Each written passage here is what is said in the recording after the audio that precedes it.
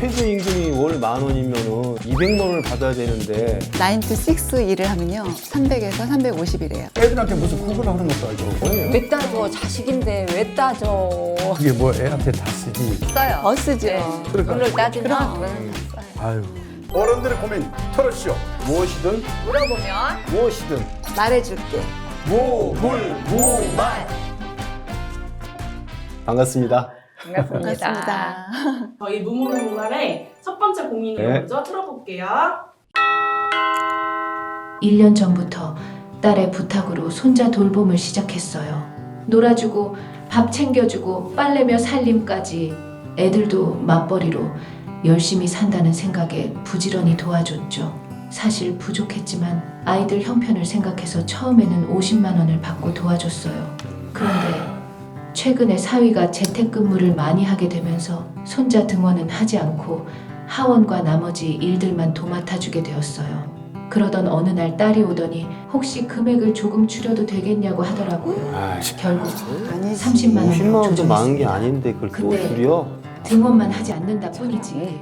저는 오히려 일이 늘어난 것만 같아요. 손자와 더불어 사위까지 밥을 챙겨줘야 하거든요. 불편한 마음이 조금씩 자리 잡기 시작할 무렵 딸 아이옷방 청소를 하다 새 명품 옷과 가방 상자를 발견하게 됐어요. 아이고. 뭐야. 사실 뭐야. 애들도 진짜 아니다. 사회생활 때문에 필요할 너무한 수도 거 아니에요? 있고 다 이해하는데 문득 돈을 줄여줬더니 저런 물건을 구입하는데 돈을 쓴 건가 싶은 생각이 들더라고요. 요즘 애들 말로 현타가 오면서 내가 언제까지 손자를 돌봐야 하나, 그리고 사위 밥까지 해줘야 하나 마음이 쓰리더라고요. 아 이건 아니야. 손자를 돌보는 일은 사랑으로 하는 일이지만 아이고. 제 마음도 괜찮아지기 위해서는 적당한 대우를 받아야겠다는 생각이 자꾸 듭니다. 이 상황에서 저는 어떻게 해야 할까요? 돌봄비를 다시 원래대로 올려달라고 요청하는 게 옳을까요? 이런 싸가지. 더 받아야지.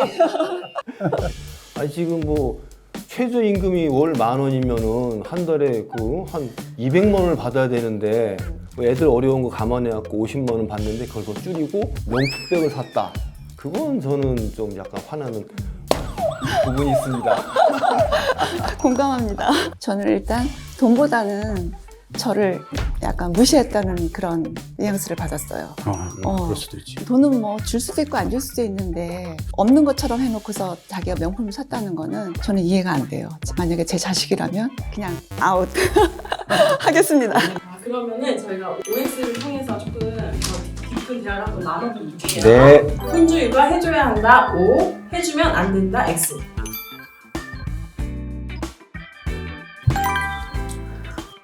저는 기본적으로 돈을 떠나서 그 손자 손녀를 돌봄을 한다는 것 자체에 대해서 조금 아니라고 생각하는 사람 중에 하나예요.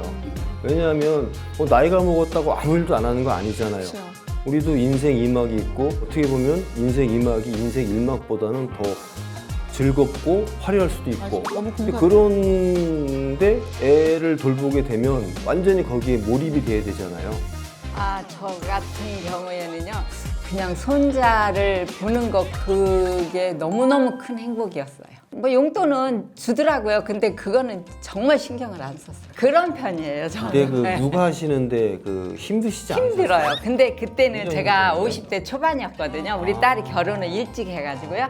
그래서 그 힘든 줄은 몰랐는데 나중에는 이 손목이 아, 아프더라고요. 그러니까 아니, 제가 아는 처음에는 분 모르고 중에 신났는데. 애를 보니까 막 목도 아프고 맞아. 손목도 아프고 해가지고 굉장히 힘들어서 어깨도 나가고 그 그렇고 뭐 일부 좀 이렇게 돈을 받는데 오히려 병원비가 더 나간다는 얘기를 하던데. 그러니까 여기는 50대 했으니까 50대 초에 했거든요. 근데 그래도 딸한테 말 안 했어요. 이제 아기를 1년만 봐줬거든요. 그리고 한참 지난 다음에 이게 다 났어요. 아기를 안 보니까 낫더라고요. 그래가지고 그때 얘기했어요. 진짜? 사실 그때 엄마가 손목이 아팠다. 그 울더라고요. 미안해가지고. 아이고. 괜찮아. 근데 다 났어. 그러고 말았거든요. 진짜 좋은 엄마, 좋은 할머니셨네. 그래서 우리 사위가 지금도 우리 이 세상에서 우리 장모님 최고. 저하고는 완전히 정반대. 그러니까 저는 그래서 X를 했어요. 저도요. 최고의 육아는 부모가 키우는 게 아, 최고의 물론이죠. 육아라고 근데 저는 생각하는 사람. 맡길 때는 이유가 사정이 있어서 맡겼겠죠. 지가 키울 수 있었으면 물론 그렇게. 딱 1년만 봐달라고 그러는데 그걸 뿌리치지를 못하겠더라고요. 나하고 맞아야 될 것 같아요. 네. 저는 이제 이렇게 일을 하다 보니까 제가 더 소중하더라고요. 그동안에 애를 새 키우면서 육아와 그러다 보니까 네 애는 네가 키워야 된다. 내 딸이지만 내가 키우는 거 맞아요. 그래서 저도 딸이 이제 육아를 하는데 서로 이제 봐준다 안 봐준다 얘기를 안 했어요. 근데 어느 날 엄마 애기 좀 봐주면 안 되냐 그랬는데 제가 저기서 싫다고 그랬어요. 그래서 우리 딸이 굉장히 상처를 받았대요. 근데 물론 희망을 주는 건 좋지만 봐준다 그랬다가 오히려 아니라는 건 부도수표잖아요. 저는 일단 거절해요. 작년하고 올하고 또 틀려요. 제 몸이. 그러니까 저는 지금 진짜 50대 못해요. 하면은 저도 했어요. 저는 제 몸을 사리지 않는 지금 사람이거든요. 못해요. 근데 지금은 하루 일하고는 이틀 누워 있어요. 그때는 날아다녔어. 그래요. 그러니까 네. 그게 틀리더라고요. 그때는 했는데 지금 만약에 작은 딸이 시집가서 아기 낳으면 못 봐줘요. 그러니까 안 봐주는 게 아니고 이게 못 내가 봐줘요. 나빠서가 아니라 네. 이 몸이 마음이 안 이게 따라. 안 되니까 그렇게 이제 저도 되더라고요. 그래서 저는 엑스를 했는데요. 원래 사람은 생체 주기가 있잖아요. 태어나서 죽을 때까지. 이 생체 주기를 따라서 우리는 삶을 영위하는데 그렇죠. 그 장년기란 거는 가정 꾸리고 집착만 하고 자기의 노후를 대체하는 게 장년기란 말이에요. 그럼 노년기는 뭐냐? 우리가 이제 앞으로 갈 날이 얼마 안 남았으니까 내 노후를 어떻게 보낼 것인가? 내가 죽음을 어떻게 건강하게 마련할 수 있을까? 그런 걸 생각할 나이이기 때문에 노년기라는 거예요. 근데 그 나이에 지금 아기를 보고 있다? 물론 어떤 상임은 할 수도 있지만은 일반적으로는 저는 그거는 X입니다. 그러니까 이제 사회 현실이 대부분 젊은 사람들이 맞벌이하고 하다 보니까 이제 육아를 하기가 어렵고 뭐 그래서 사실 부모님한테 좀 부탁하고 의지하는 경우가 있는데 저는 그건 기본적으로 국가 차원에서 해결될 문제라고 생각을 해요. 젊은 부부들이 육아를 좀 편하게 할 수 있도록 지원금을 준다든지 시설을 확대한다든지 여러 가지 제도를 통해서 해결해야 될 문제지 집안에서 이렇게 해결해야 될 문제는 아니라고 생각을 합니다. 두 번째 질문. 아들이 낳은 손주 봐주는 게 낫다. O. 딸이 낳은 손주 봐주는 게 낫다. X. 하나, 둘, 셋. 저는 딸만 둘이라 친손자를 볼 가망이 없어요. 네, 저도 딸만 둘이에요. 그래서 X를 했습니다. 만약에 봐야 된다 그러면 친손주를 보는 게 좀 괜찮을 것 같아요. 부담이 없어. 내 새끼라고 이렇게 생각되니까 부담이 없는데 딸 자식을 이렇게 돌봐준다 그러면 아무래도 부담이 있는 것 같아요. 만약에 아들이 있다 하더라도 사실은 저는 딸 손주를 키우는 게 조금 좀 수월할 것 같은 게 그런 게 다 집안 일하고 연결이 돼 있잖아요. 그러니까 엄마와 딸 뭐 이렇게 관계가 아무래도 며느리보다는 좀 이렇게 가깝지요. 부드럽고 네, 맞아. 서로 간의 이해의 폭이 넓을 거라고. 그러니까 예를 들어 딸이 좀 이렇게 농땡이 피웠다.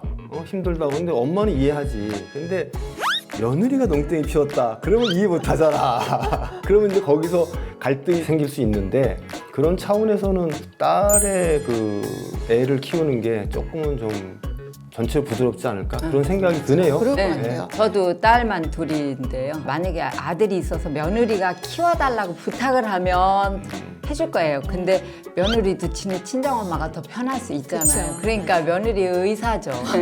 저는 딸 둘이 아들 하나인데 근데 아직 며느리는 보지 않았기 때문에 어떨 건지는 잘 모르겠지만 며느리는 좀 불편할 것 같아요. 네, 그러니까 요즘은 딸한테- 옛날보다 특히 더 그런 거 제가 같아요. 이제 딸한테 무슨 얘기를 하면 그냥 엄마 왜 그래 이제 그러는데 며느리는 여기다 묻고 있잖아요. 가슴에 묻잖아요. 이제 그러니까 아니 요새 보면은 네. 신모기의 사유란 말 들어보셨어요? 네. 네, 딸이 결혼을 하면 엄마 아빠에 들어가 살진 않지만 같은 아파트 단지에 같이 사는 맞아요. 경우가 위아래도 많아요. 살고. 일부러 그래갖고 그래요. 일부러 그러니까 네. 이제 막 애 맡기기 편하게 네. 내지는 막 서로 엄마 교류하기 옆에 편하게. 붙는 게 최고의 그래서 딸들은 친정 쪽에 가서 살고 며느리는 며느리네 친정 쪽에 가서 살잖아요. 요새는. 그러니까요. 거의 많이 그래요. 맞아요. 그래갖고 요새는 아들 낳으면 남의 자식이라 그렇게 얘기하는 경우가 많던데. 며느리가 얘기하면 여기에 모습 네. 딱 와서 쌓인다고. 그 쌓이는 걸 자꾸 놀려고 노력해야 돼. 걔는 어차피 우리 집 식구예요. 근데- 내가 죽을 때까지 같이 함께 해야 될 가족이야. 맞아요. 말씀은 참 맞는 말씀이신데 실제로 그게 잘 안 될 거야. 그게 잘 안 될 거야. 어머니하고 며느리는 사실 썩 좋다고 하기가 쉽지 않을 경우가 있을 것 같아요. 저는 항상 며느리 편이야. 집사람이 때로는 며느리에 대해서 안 좋은 얘기를 할 때도 있어요. 그러면 저는 듣지도 않아. 허투루 들어. 아 그래도 부인의 얘기를 공감해주고 좀 그래야지 좋지. 아니, 사모님 근데 쌓인 거 그치. 있을 것 그러니까. 같은데. 여자들은 그런 거 있잖아요. 왜? 아 그래 네가 그랬니? 그래 맞아. 이거면 그냥 끝나는데 네가 아닌데 난 며느리가 그러고 네가 뭐 말을 하지 마 이러면 진짜 그 서운함이 다 있어. 근데 나중에 너는 누구랑 있을 것 같아요. 평생 누구랑 있을 것 같아요. 세상은 많이 바뀌었더라고요. 그렇죠. 그렇죠. 며느리도 우리가, 이제 요새는 잘하는 며느리들도 많고 많아요. 근데 네, 이제 그거는 서로 공감하지만 이제 며느리는 며느리고 시어머니 시어머니죠. 저희 시어머니들이 딸 같은 며느리라 그러죠. 딸 같은 며느리가 어디 있습니까? 어디 있어요? 그런 건 없어요. 아니 그리고 며느리 말도 입장에서도 안 돼. 말도 안 돼요. 며느리 입장에서도 여건이 허락한다면 친정 엄마 쪽으로 갈 것 같아요. 당연하죠. 육아 부탁을. 그거 당연하죠. 있죠. 딸들은 친정에 가면 어떻게 해요?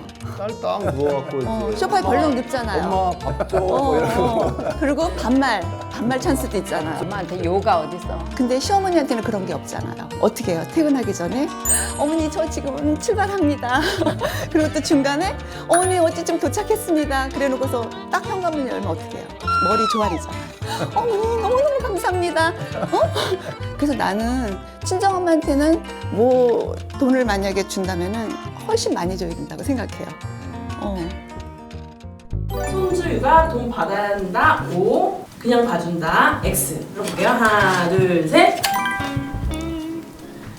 오, 저는 이제 그 얼마라고 딱 고정이 아니라 부부 합산 소득의 한 10에서 15% 정도 내야 되지 않냐. 그러니까 왜냐하면 애들 이제 돈도 모아야 되고 집도 사야 되고 여러 가지 이제 필요한데 너무 많은 부담을 주면은 좀 그렇고 그렇다고 안 받는 건 좀 아닌 것 같고 그 정도 받는 게 좀 리저너블하지 않을까 싶습니다. 애들이 맞벌이 하기 때문에 조부모한테 애들 맡겼을 거 아니에요. 그럼 둘 다 수입이 있다는 얘기 아니에요. 그렇죠. 네. 그러면은 처음부터 그 페이를 선을 정해놓을 것 같아요. 저는 얼마냐? 150.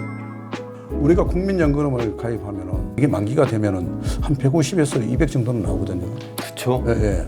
니들 둘이가 급여를 받고 있으면은 75만 원씩은 못 내겠네 이게 한 달에. 응? 왜 정해야 되느냐? 아기를 보다 보면은 돈도 들어가지 뭐 병원비도 생길 수도 있고 그런 그때마다 야, 나 좀 아프다.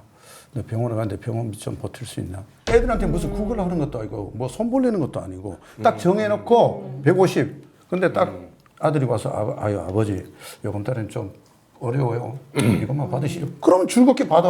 그리고 야 150 정해놨으니까 너 150 안 되면 너 법원 간다 그럴 수가 없잖아. 그냥 그러면 적으면 적은 대로 받고 일단은 그렇게 해놔야 된다고. 근데 딱 정하면 네. 제 시간이 없을 것 같아요, 왠지. 요새 9 to 6 일을 하면요. 300에서 350이래요. 돌보미들이. 근데 저희가 자식들한테 이제 그 월급은 받을 수 없잖아요. 양쪽벌이 해도 돈으로 따지자 그러면 그러니까 자꾸 안 시부모한테, 돼요. 친정엄마한테 환산은 안 부탁을 돼요. 하는 거잖아요. 그러니까 저희가 도와주는 거는 너희들 돈 모아서 빨리 집 사고 뭐 그쵸. 하라는 네. 의미로 하는 건데 그러기에는 또 제가 모든 게 또 부족하잖아요. 몸도 아프고 뭐 하고. 그래서 이제 월급을 딱 정하면 저는 이제 완전히 며느리의 딸의 구속된 사람이잖아요. 그렇죠. 그래서 나는 그냥 적정선이라면 100만 원이면 그냥 저도 시간 될 때 자유롭게 봐줄 수 있을 것 같아요. 저 같은 경우에는 지금 14년 전 얘기인데요. 50만 원을 주더라고요. 이거 뭐냐 그랬더니요. 엄마 용돈 그러면서 주는 거예요. 그래서 그냥 받았어요. 근데 나중에 결국은 더 들었죠. 더 들어. 더 들었죠. 분명히 더 들었죠. 근데 그거를 정말 따지고 싶지 않아요. 왜 따져? 자식인데 왜 따져? 이렇게 저 성주 선생님 말씀 듣고 보면 이럴 수도 있겠다 생각이 들어요. 저 같은 엄마도 있을 거예요. 그러니까 자식은 7살이 되면서 부모에게 받은 은혜를 다 갚았다.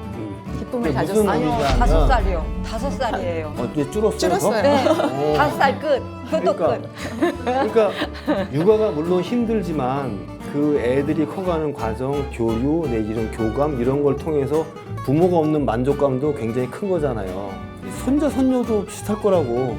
어떻게 보면 아들, 딸보다 더 이렇게 사랑스러울 수도 있어요. 원래는 이제 말도 못해. 그러니까 이제 조건이 없잖아. 저는 지금은 뭐 약간 좀 부정적인데 막상 우리 딸이 결혼해서 애 낳으면 어떨지 모르겠다는 생각이 듭니다. 하루 종일 입버려서 있을 것 같으신데. 아니 혼자 이렇게 가만히 어디 가서 보면요 할머니 할아버지들이 뭔가 보고 막 웃어요. 그래서 애기 그 애기 사진. 영상으로 해가지고 그거 보고 이렇게 막 웃고 계시더라고요. 그리고 또 사람들 그러잖아요. 뭐 100만 원을 받으면요 100만 원 이상을 쓴대요. 손주들한테 다 나가고 뭐 더 쓰고. 그게 뭐 애한테 다 쓰지. 그러니까. 이거 뭐좀 꼬부쳐가지고 할아버지가 술 사 먹으러 가겠어요. 맞아요. 아이고. 더 쓰지요. 더 써요. 더 쓰죠. 네. 그러니까. 돈을 따지면 그럼. 돈은 더 써요. 아유. 야, 딸, 너 그러면 안 돼. 네가 즐길 건 다 즐기고. 야, 이 아빠 좀 생각 좀 해라. 어? 그러면 안 된다, 다음부터는.